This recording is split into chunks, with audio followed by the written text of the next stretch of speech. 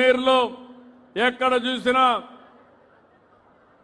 పురుగులు కానీ మలేరియా కానీ ఇలాంటి అనేకమైనటువంటి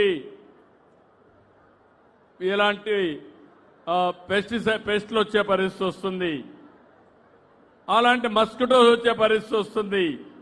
దీనివల్ల ఒక్కొక్కసారి మీరు చూస్తే మలేరియా కోసం దగ్గర నేను చాలాసార్లు చూశాను. ఏదైతే మలేరియా వచ్చినప్పుడు చాలా ఇబ్బందులు వస్తున్నాయి. దీంట్లో కొంతమందికి ప్లేట్లెట్స్ పడిపోతున్నాయి.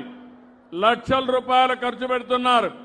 ఈ ప్రభుత్వం ఒకటే హామీ ఇస్తున్నాం, దీనిపైన శ్రద్ధ పెడతాం. డ్రోన్లు కూడా ఉపయోగిస్తున్నాం. ఎక్కడ మస్కిటో ఉంటే అక్కడే మందు అప్లై చేసి డ్రోన్లు మస్కిటో లేకుండా చేసే బాధ్యత ఈ ప్రభుత్వం తీసుకుంటాం.